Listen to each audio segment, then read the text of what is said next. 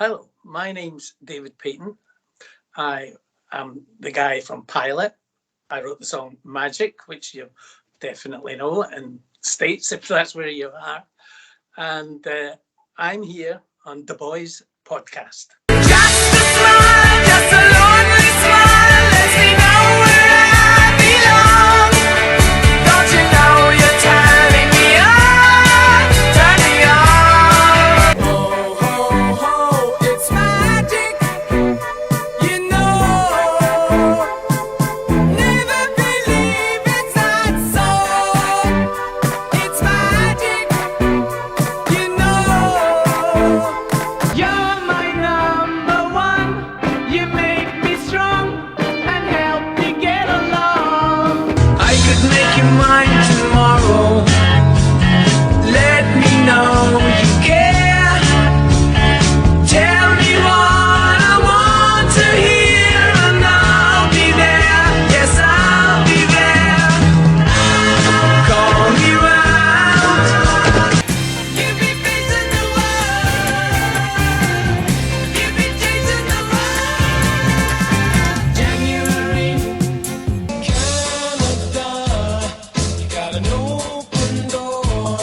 You got so many things, I swear I never saw them before. And welcome back to another episode of the Voice Podcast. My guest today is a singer, songwriter, guitarist, and bassist. He's best known for being the lead singer and bassist in the band Pilot. Some of their albums include from the album of the same name, Second Flight, Morn Heights, Two's a Crowd, and many more. Some of their songs include Just a Smile, Magic, You're My Number One, Call Me Round, January, Canada, and many more. So welcome the legend himself, Mr. David Payton. Welcome, David.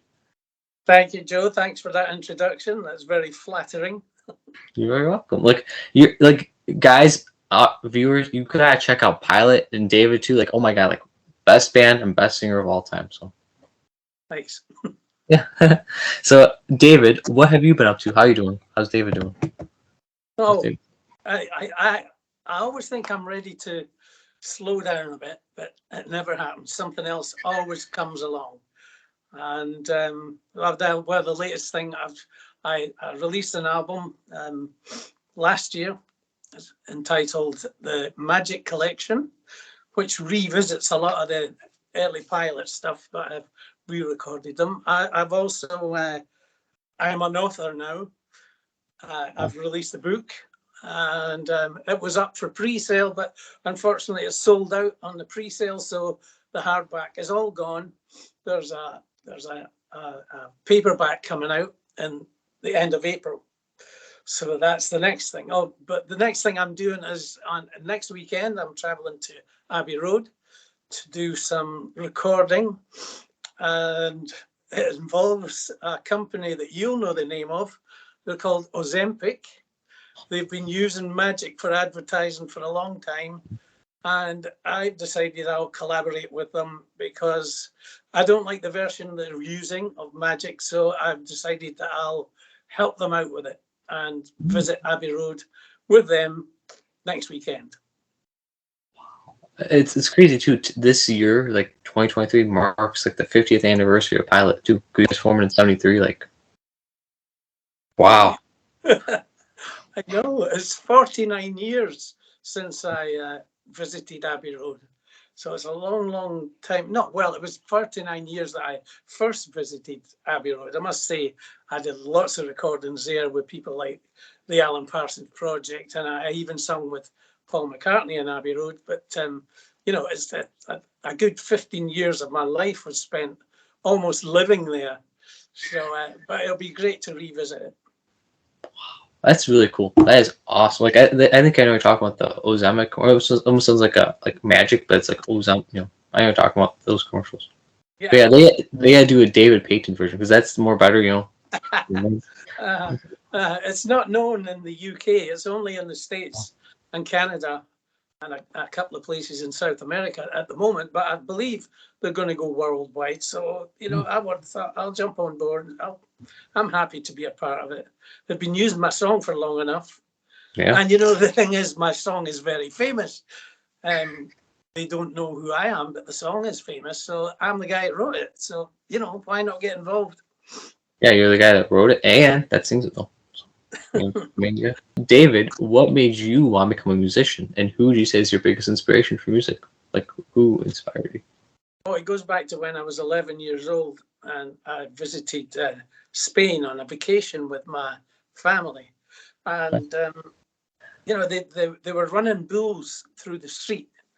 And I took shelter near a windowsill to get away from the bulls. And there was a lot of commotion. The bulls ran past. There was a lot of noise. And then the noise slowly faded into the distance. And then I could hear a guitar playing after all this commotion, and it was beautiful.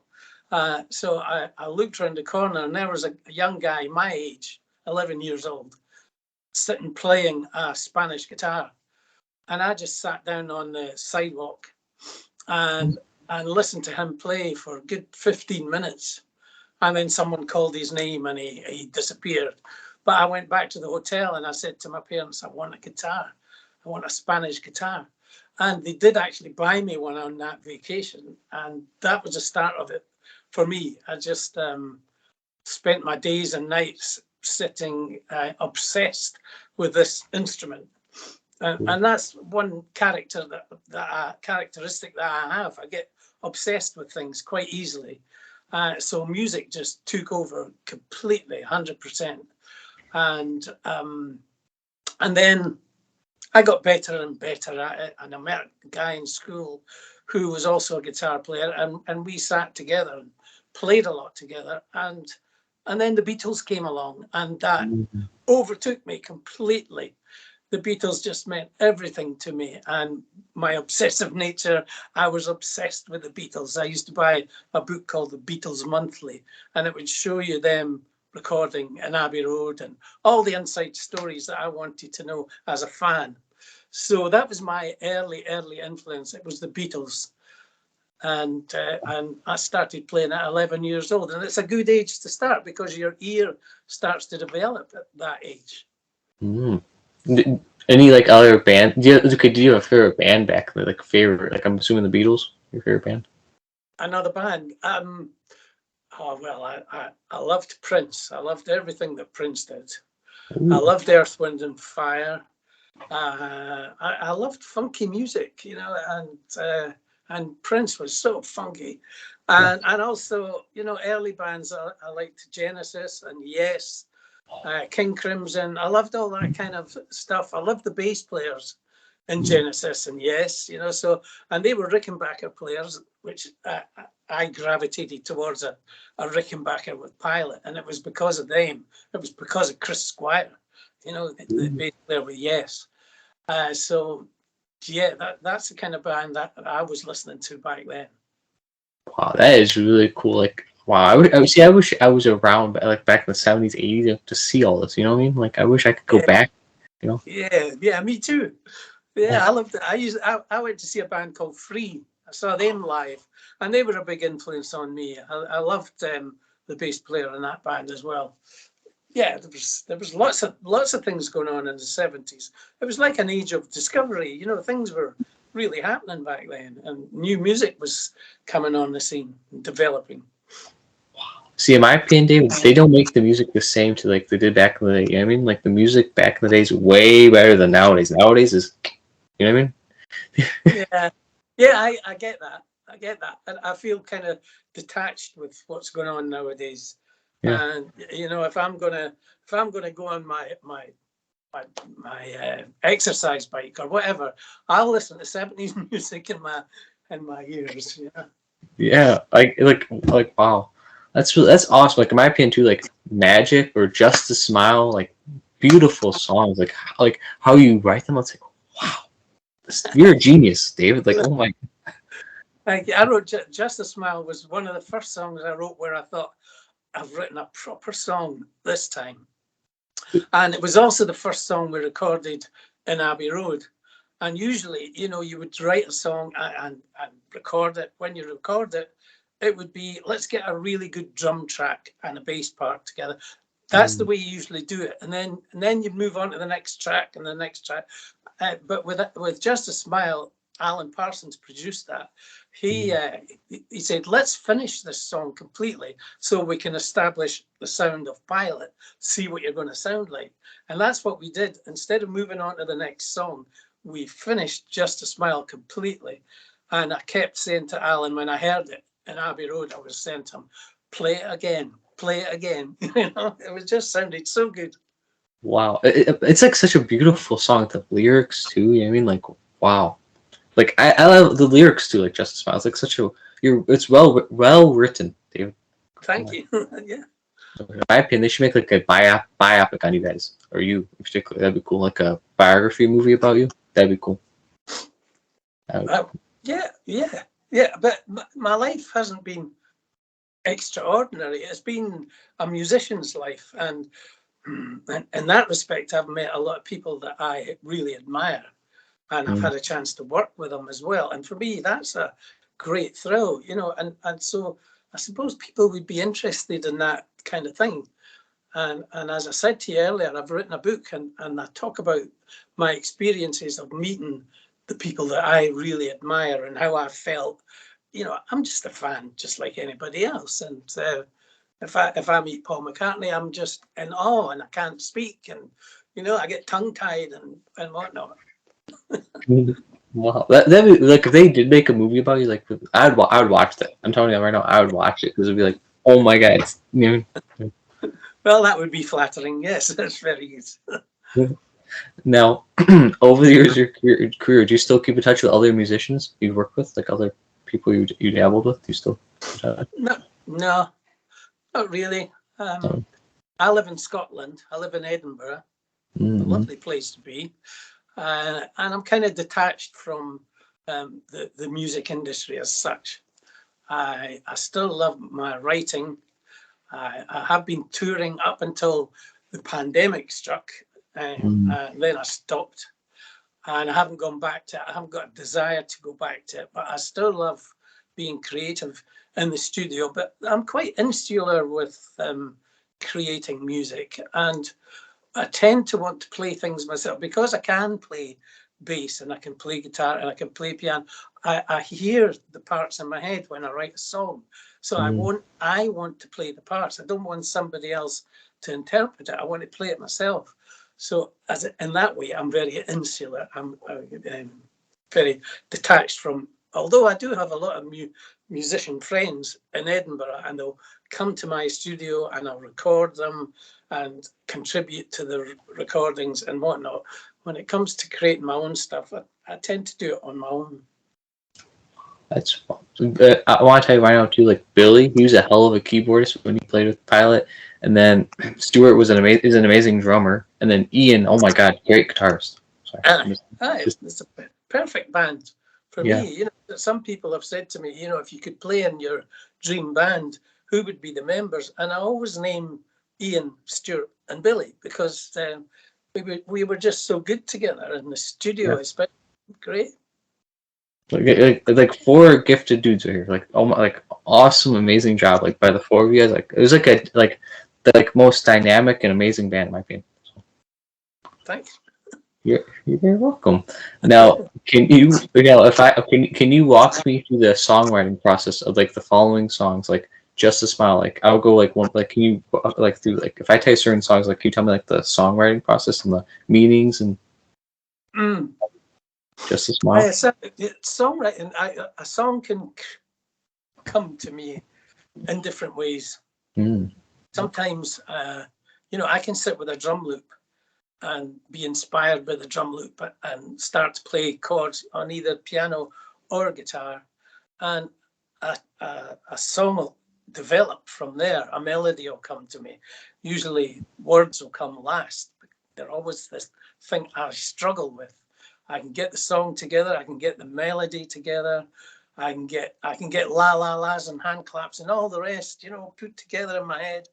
When it comes to words, I have to sit down with a piece of paper and a pen and sing the song in my head, trying to get even just vowel sounds that sound right for the song. That can take me a couple of days at least, you know, to get it right, to get it the way I want. So the song can come in different ways. sometimes I think there's a door opened above my head.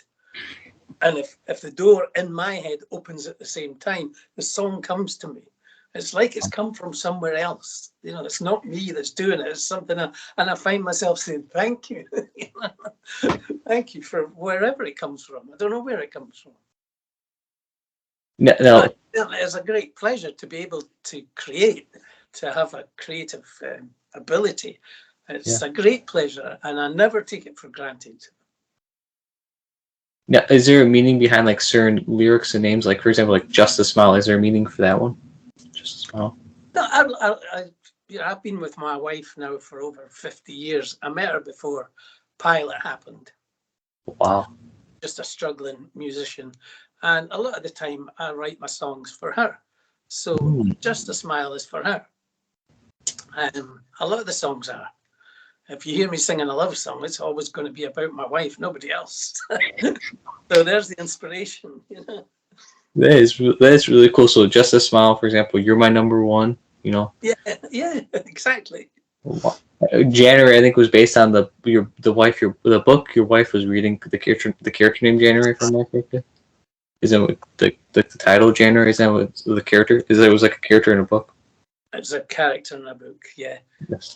Yeah, it was a book that she really enjoyed. And I wish I remember the name of the book, but the female lead in the book was, her name was January.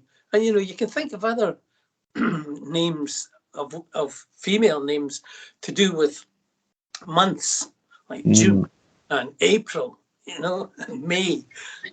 There's lots of names, but January's quite unusual. And it kind of stayed in my head. And the next time I sat down to write a song, you know, subconsciously that word January was still in my head. And it just came out when I started writing. I think magic of the lyric, the daybreak, you've never seen a daybreak. That's like from your wife. Your wife said that, I think, before. That's right, yeah. I had to get up early one morning, just as the sun was coming up. And she woke up as I was getting ready to go. And that was the words she said to me was, I've never been awake to see the daybreak. And that's just another thing that stayed in my head. Wow. So, like, your wife helped a lot with these songs. Of course, yeah. Yeah, she's an inspiration. Wow. That's awesome. That's true love right there, David. I'm sorry. That's awesome. Wow. Yeah, now, sometimes you're meant to meet somebody, and I met the person I was meant to meet when I was young, and that's the best time. I find that when people get together in their 30s or 40s, sometimes it doesn't last. But a lot of relationships that are formed early on, they seem to last forever. That's beautiful, dude. That's awesome.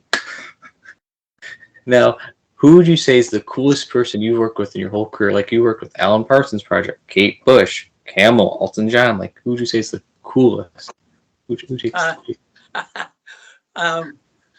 I think Paul McCartney. Paul McCartney. Because he was so down to earth, and so easy to talk to. He obviously knew I was nervous meeting him, and he just spoke to me about regular things, about his farm that he has in Scotland, about his sheep, about his dog, about, you know, a horse or anything. Just sat down and just wanted to talk to me like a regular guy. So that made a big impression on me. Wow, I really like the song by "Let It Be." You know, by how he sings it. Wow, that is amazing. That is really cool. Now, what is your favorite and least? Oh, sorry. Bless you. Bless you. What is your favorite and least favorite Pilot song and favorite and least favorite Pilot album? Can you? That's a difficult one to answer, but I think my favorite was Second Flight, because we started to develop and to develop our style, to develop the sound that we were creating with Alan Parsons, and the songwriting was becoming more mature. The first album, comprised of songs that we had written over a period of 3 years or so. The second album, all of these songs were new songs, like January and whatnot. They were all new songs. So that was the way to go for me. That was the way to go. The third album that we recorded in Canada, Morin Heights, there was a lot going on in the pilot camp that I wasn't happy with, and mainly to do with management. So there's kind of bitter memories involved in that album. So the second album was the happiest time because we were riding on the success of Magic and January, especially January in the UK and Australia. It was number one in Australia for I don't know how many weeks. Maybe some people say it was 7, some say it was 11. Whatever it was a long, long time. So we were riding high then, and I think we were at our most creative as well. Do you have a favorite pilot song then? What's your favorite pilot song? It's like songs you like. Woohoo. Probably one of the ballads, like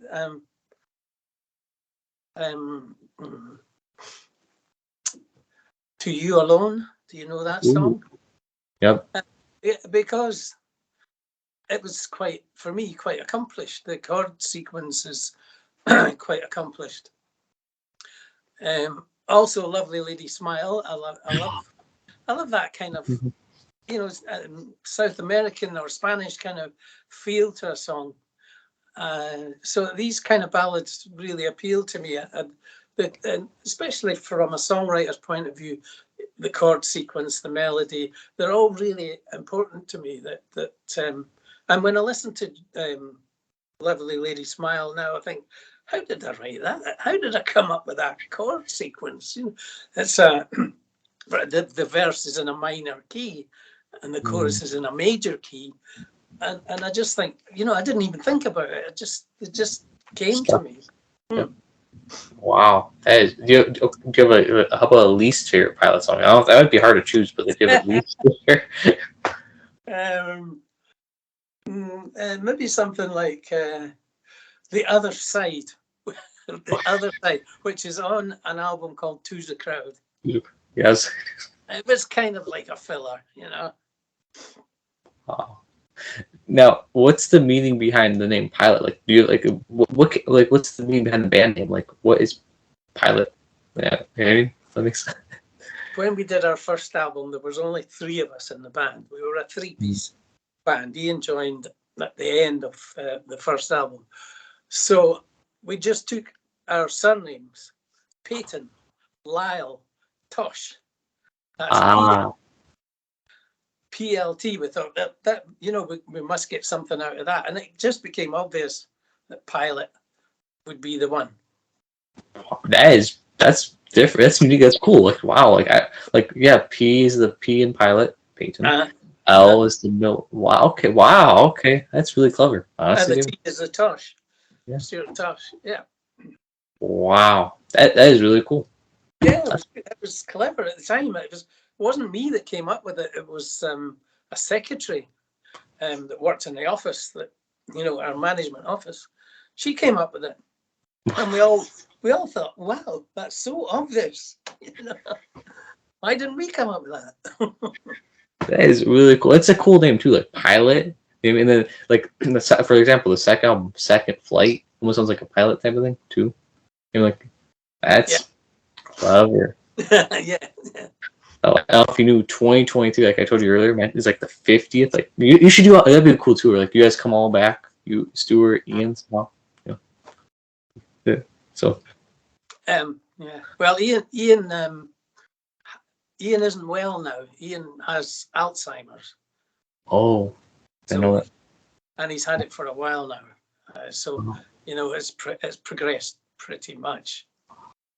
Stuart lives in Spain, and he's very happy living in Spain. I don't think he's touched his drum kit for a long time.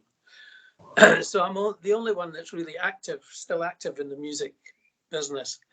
I have been to Japan a few times, and on one of these trips, I took Stuart with me. Wow. On another trip, I took Ian with me, and we performed in Japan. That was the last gig Ian was able to do because he had already been diagnosed with Alzheimer's. So that was his last gig, and that was maybe 4 or 5 years ago. So that was the last time there's no way we can get together now and do anything. Is Ian in Scotland, or is he in the States or England? No, he's in England. He lives in England, and he's in a care home in England now. So England, Scotland, and Spain, all different parts. I know. There was a time when we all lived in Spain, when Ian and Stuart and I all lived in Spain, and we were all really close to each other. But I'm back in Edinburgh now, and Ian's back in England. Well, Ian will be in my prayers. Like if you somebody tell him, like I tell him, I think he's a legendary guitarist. Like he's really amazing. Tell him that. Yeah, he's the best guitar player I've ever worked with. Yeah. Wow. That is wow. Now, if you didn't go into music, what do you think you would have done? What do you think your career would have been? And what other interesting hobbies besides music? I don't know. I think it would have been. I really like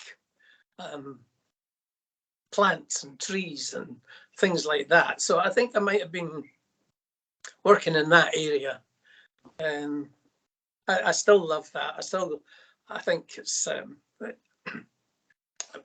it gives you kind of calmness, you know, when you're in a garden or something, you're surrounded by trees and plants and nature. I'm drawn to that big time, and I always have been. So, and I still get a lot of pleasure out of that. I think I would have been lucky if I could have got a job in a nursery looking after plants. Do you have any like hobbies? Like, do you go biking, hiking? I don't know. Do you have any hobbies? Oh yeah, I go biking quite a lot. Wow.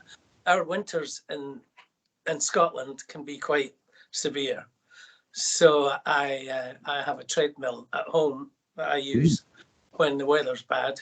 But when the weather's good, you know, we're surrounded by hills here, so it's nice to get out on my bike. It's an electric bike. Well, it has to be because I'm 73 now, so you know I got a license to use an electric bike, and I can do 14 miles or so on my bike when I go out on it. So that's my biggest hobby. I like walking as well. I do a lot of walking. If I'm not biking, I'm walking. I'm just back from a walk with my wife, actually. That's wow. 73. You look, you're 21, David. Right? You're 20. I wish. Wow. Now, how's the weather right now in Scotland? I'm in Scotland. How's the weather in Scotland? Is it warm, sunny, or? It's cloudy. It's kind of grey. It's let me show you. We're seeing Scotland weather, guys. Let's go. I don't know if you could see that, but there's what Scotland looks like. Wow. Just now. It's not very pleasant. No, it's not a nice temperature today. We use centigrade, so I don't know what the conversion is, but it's 10 degrees centigrade, which must be something like 50 Fahrenheit. Wow, that's kind of chilly for me. That's too cold for me. Wow. You see, like do you know Chicago, Illinois? Do you know where that's at in the United States? Uh-huh. That's where I'm at, if you're curious. That's where you are. Yes. Wow. I wish you would come out here for a concert. I'd go see it. Definitely. 100%.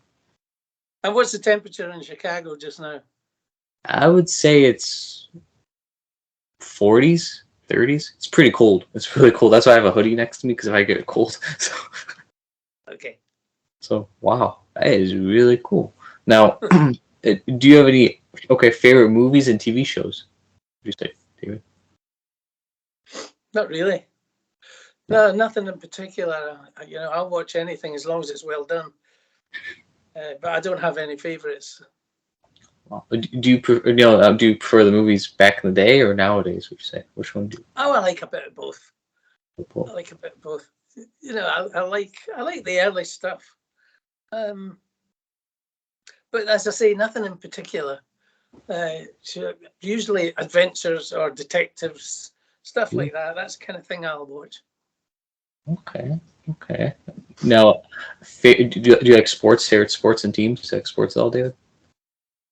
I like sports. I've just been watching the rugby, and Scotland are doing really well at rugby just now. We beat Wales yesterday, and the match was played here in Edinburgh. The week before that, we beat England. So Scotland are doing really well with their rugby. So Scotland's kicking butt. Sure, for sure. Yeah. That's cool. Now, favorite food. What's David's favorite food? What kind of food do you like? I'm not a meat eater. I'll eat fish, but I won't eat meat. My favorite food, I suppose, would be Indian food. We have a lot of nice Indian restaurants here in Scotland and the UK.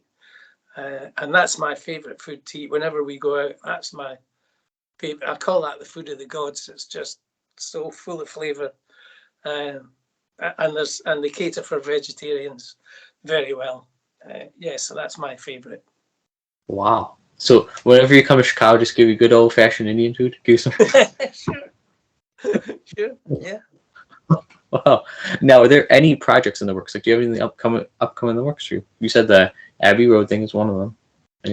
That's one of them, and the release of my book in paperback, which is the end of April, and we're going to tweak it a little bit from what the hardback was, because there's a couple of other things developed, and I'd like to mention them, so they'll be added to the book. Maybe a couple of different photographs and whatnot, but not a lot. So these are the only two things I've got on the horizon. And the next thing I'm going to do, well, actually, I'm going away for 5 weeks. My wife and I are taking a trip around the world. We're not going to Chicago, but we will visit Los Angeles. So that's another thing that's happening in 2 weeks' time. So that's not far away. And when I come back from that, I hope to get back in the studio and do a little bit of writing if I can. I haven't had my writing hat on for a long time, since my last album, which is probably about a year. So I just hope I can go back to it and not be too rusty with it. Oh, too many guys can come to Chicago. You guys go to LA. Come. Yeah, I visited Chicago with Elton when I toured the States with Elton. That was on the first tour in 1986. You probably weren't even born there. No. Oh man, I wish I could take the movie Back to the Future. I wish I could just take a DeLorean, take a time machine, go back. That is so cool. Oh my god! Wow. What advice would you give younger people who want to become a musician like yourself? What is your advice?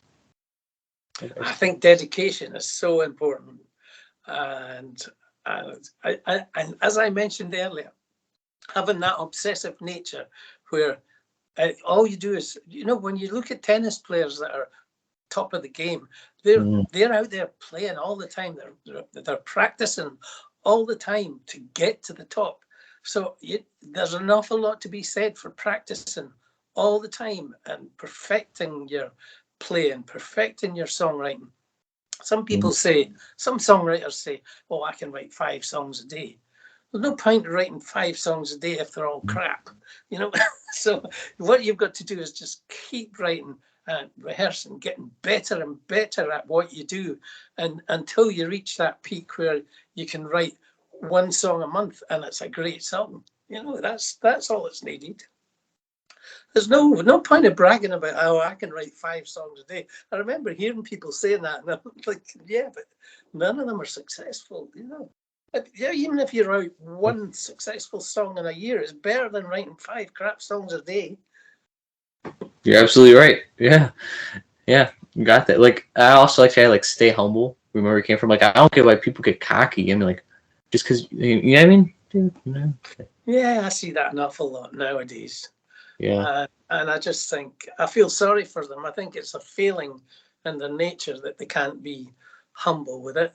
I think, you know, I kind of modelled myself on the Beatles, and I thought they were really humble with what they had achieved, and very down to earth. As I said, you know, meeting McCartney and talking to him, it's a great experience. He just seemed to be so down to earth, and yeah, and I would like to emulate that and have a bit of that in me.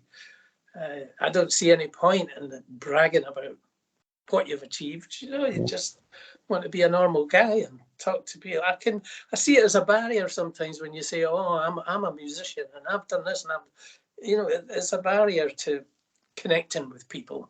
Better to say, like I've done in the past, "Oh, I'm a teacher. I just teach," and then you get on a level with them where, you know, they're not asking you questions about, well, who have you worked with and all this in the music business. I just want to be a normal guy. Wow. See, I can tell you're very humble, very kind, very down to earth, David. You really are. So, thank you very much. You're very welcome. Yeah, I don't see any point in being any other way. Yeah, like we're all normal people at the end of the day. Wow. Do you have any cool Elton stories or Paul McCartney stories? Do you have any cool stories? When I worked with McCartney, after I sung on Molly Tyre with him, he said to me, "You can come along to the studio anytime," because we were in Studio 3 in Abbey Road and he was in Studio 2. And he said, "You're welcome to pop along anytime you want."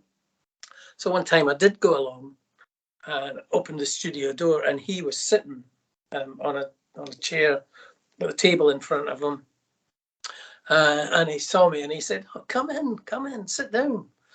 And I sat down and just started speaking to him and looking for my guitar. He picked up his guitar. I said to him, "I really like Blackbird. I'm not sure if I can play in the right chord sequence." And he just went.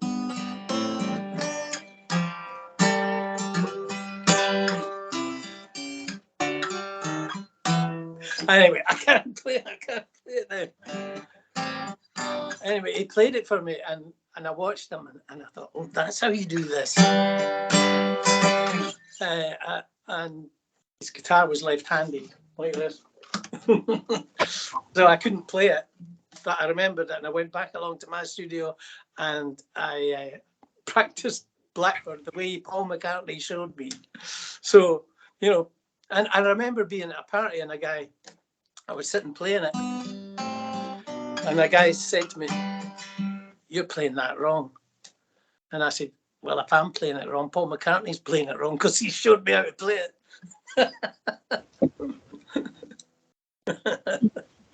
Yeah, like if you think I'm playing wrong, then you're critiquing the guy.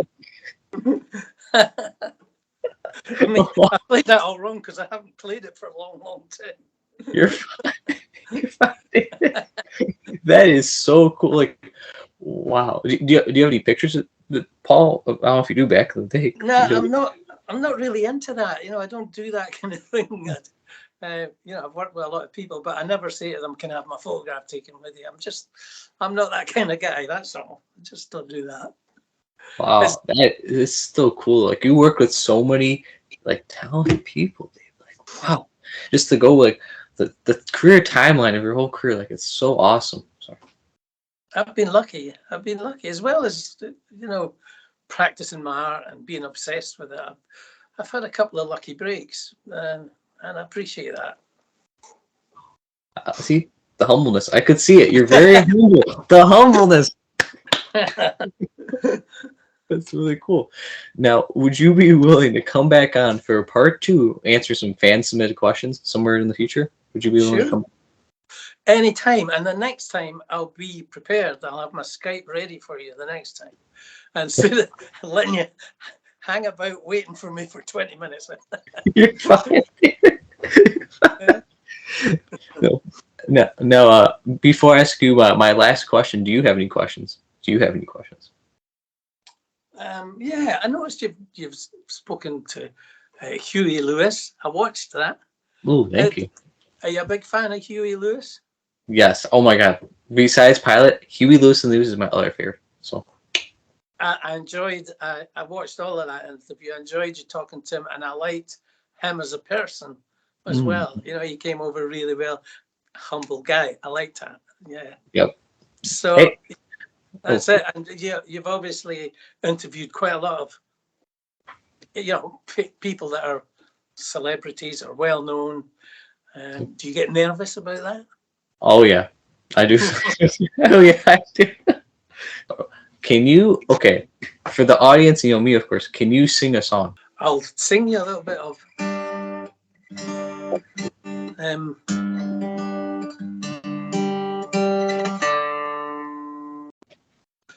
Just a smile, just a lonely smile, lets me know where I belong. Don't you know you're turning me on? Turn me on. Finding out what it's all about, reaching up to the sky. Don't you know you're getting me high? Up too high.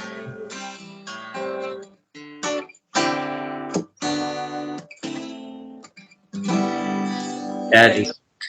Thank you. Just a Smile is such an amazing song. I'm sorry, beautiful song. Honestly, Great. wow. I'm glad you like it. It's one of my favorites too. Yeah, honestly, like how it starts off, you know, slow, like the. Oh my god, I'm so nervous singing from you, but like when it starts off slow and then it goes like super, like it's really good, well written, well paced. Yeah, you know, I wrote it in this key. Just a smile, just a little. It's just ridiculous to sing it like that now. You know, I much prefer it in the key that I just sang it. Wow, that is. It jumps an octave. You know, you say it starts slow, the voice is way down there, and then it goes up an octave. How did you do how did you do that? Like, what the hell? I mean, like, I didn't even think about it then. You know, I just did it. wow. Thank you though. Like that performance right there. That's why if you came to Chicago, I would pay to see you in concert. I would see it in a heartbeat. That'd be awesome. Okay. Is there anything you would like to promote and shout out, David? Like, help link down below in the video description. Like anything you want to promote, and the viewers can check out for you. Anything? Not really. You know, you just I put out a lot of albums. A lot of people don't know David Payton is, and but I do have the pilot-magic.com, and there's a lot of information there, including the book that's is now ready for pre-order. That is also ready on Amazon for pre-order.